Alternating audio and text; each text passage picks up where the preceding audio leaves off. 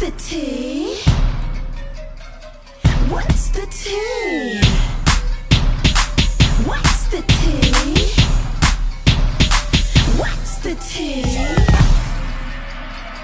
What's the tea?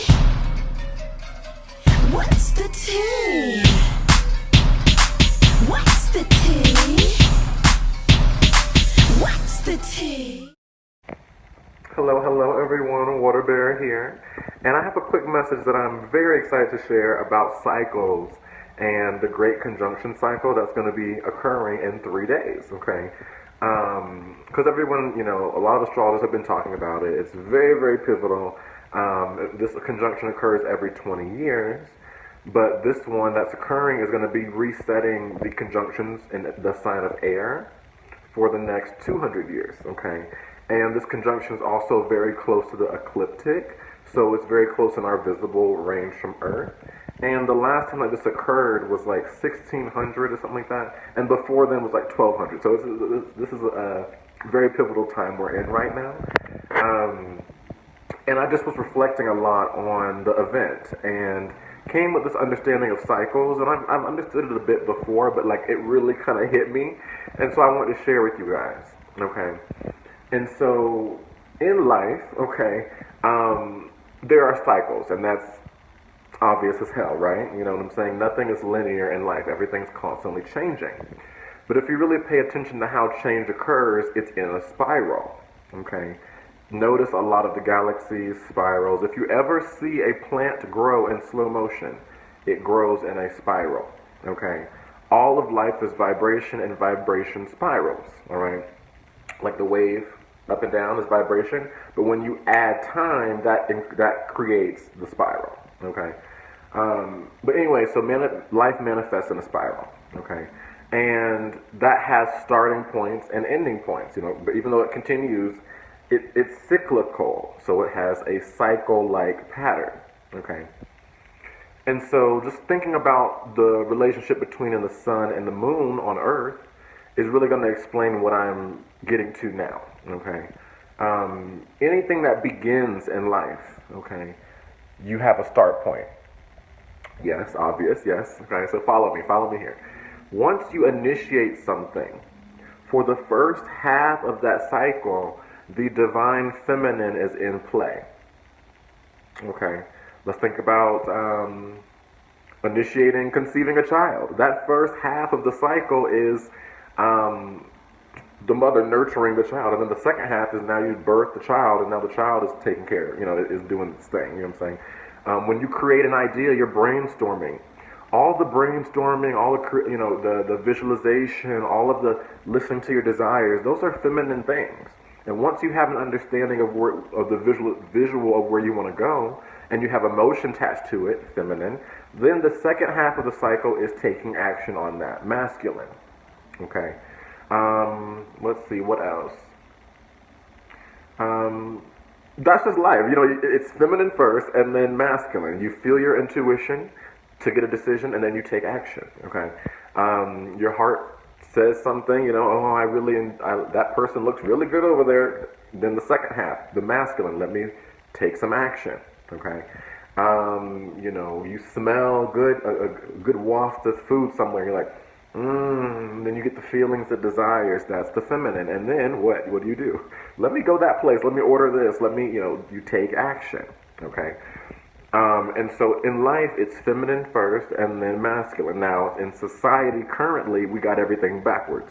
We think it's about taking action, and then we're always confused because we don't know why we took the action. We didn't tap into our intuition, so we're just taking action and, not being led by anything, okay? We got a little bit backwards, okay? Which is also why men are highest in power in society right now, which is backwards, okay? Men are here to serve the feminine. Bees serve the flower. You don't see flowers getting up, where's the bee? I need to find a bee. No, you know what I'm saying? So it's the feminine first and then the masculine, okay? And so in astrology, let's go back to the moon and the sun, okay? When you have a new moon, the moon is meeting with the sun, excuse me. The moon is meeting with the sun, okay? That's the masculine and the feminine energies blending, all right? In any kind of new cycle, that's what occurs. You have the blending of the masculine and the feminine, okay? Because that is creation, all right? And so once the moon passes the sun, you get a new moon in whatever sign the moon and the sun are in. But the moon is the leading edge, okay? We always feel very nice during a new moon, okay? For the most part, all right? And then once we get to the full moon, 2 weeks later, that's the culmination when the moon's energy and the importance of the moon switches and the sun begins to take over, which is why full moons week, our emotions start to feel a little crazy, okay, and we have hella energy and things are wacky and crazy because the sun's taking power for the last 2 weeks. So we're getting the energy of all we've been building, and the feeling nature kind of goes into the back seat, okay? And so that's how cycles go. You have the initiation, the creation, and then it grows, and then you have an opposition, and then it decays, okay? And then you create something else. Think about, you plant a seed, then it grows, grows, grows, the flower blooms, or the fruit blooms, whatever, and then it decays, you know what I'm saying? And then the seed, you know, it might, the apple might drop on the ground, and then it decays, and the seed goes back into the earth. But you get what I'm saying? It's the feminine nurturing first, then in the opposition of the bloom, let's say the bloom of the flower, then you turn to the masculine energy of now things, or maybe, you know, with the fruit, masculine things occur. The fruit is grabbed, it's eaten, it serves a purpose of nutrients for whatever's eating it, okay? And so, you know, with the feminine, it's about self-nurturing, masculine is nurturing others, turning out and protecting and nurturing. So that first half, that plant was nurturing itself, growing itself, and then it bloomed, and then now it's going to nurture others, okay? So you get what I'm saying? This is the cycles of life, okay? You're going through a lesson, you learn a lesson, and you get all these, you know, oh, why is this going on? You listen to your intuition, what should I do here? You know, a lesson occurs, a lot of lessons you feel, okay? Before you actually know what to do, you kind of are feeling depressed or doubtful or worried, whatever is going on in the lesson, okay?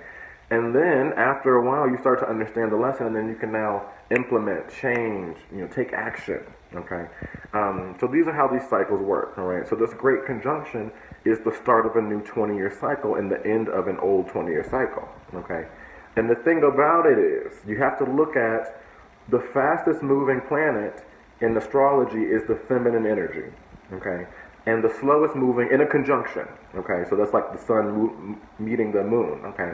The moon is way faster than the sun in astrology from the Earth's perspective, okay?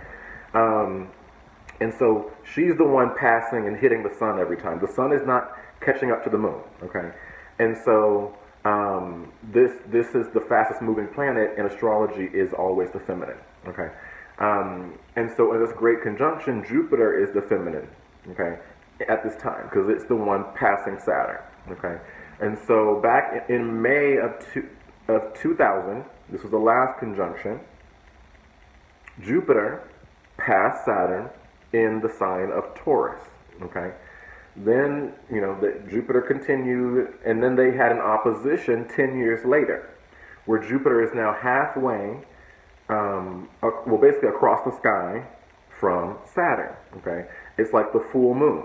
All right, so this great conjunction, we're going to see a lot of the main fruition from it 10 years from now, okay? Like, for example, this great conjunction is occurring in my 5th house of children, and I literally today was sitting there watching, I went to the park and I was watching this mother play, she was sledding in the snow with her son, and I was just like getting so excited and thinking about my children. And I'm thinking about I want to have children within this next 10 years, okay? So 10 years from now, I'm probably going to be in the fruition of this desire because this is a 20-year cycle.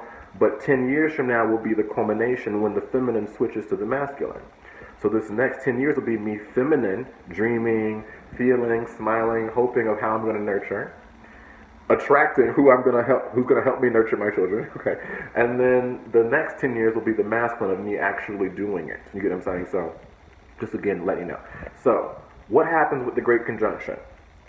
Jupiter passes, you have the new cycle, and then you have Jupiter's influence for 10 years, okay? Expansion, optimism, opportunity, wisdom, experience.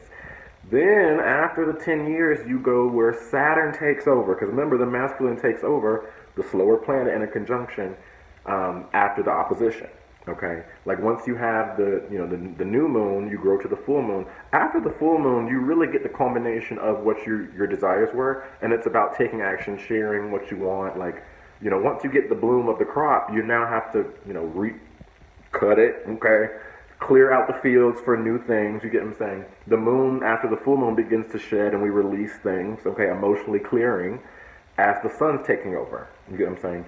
So notice in life from 2000 to 2010, Jupiter was in the strongest influence. Okay, so it was about growth and expansion. So notice in your life, things really grew in my life from 2000 to 2010. Okay, then from 2010 to now, it was about Saturn. Okay, from all that opportunity, now how can you structure that? Saturn's about restriction and limitation. Saturn's about karma. So we had all these blessings the first 10 years, and then it became, okay, let me bring that down. Let me focus on self. Let me heal. It could be restrictions. It could be very karmic things, but we're learning lessons. It's like we had a growth period and then a decaying period. Okay? So notice, think about in a moon cycle. The last few days of the moon cycle are the toughest, okay, because it's the balsamic moon. The moon is really shedding all that past month. I correlate it with the menstrual cycle, okay? It's releasing, all right? That's not necessarily the most pleasant thing. Think about in life, when you're shedding and letting things go in your life, it's not the most pleasant. Sometimes it is, but hey, sometimes it can be emotional and tough, okay? So this past few years, we have been in the balsamic phase of the great conjunction of 2000.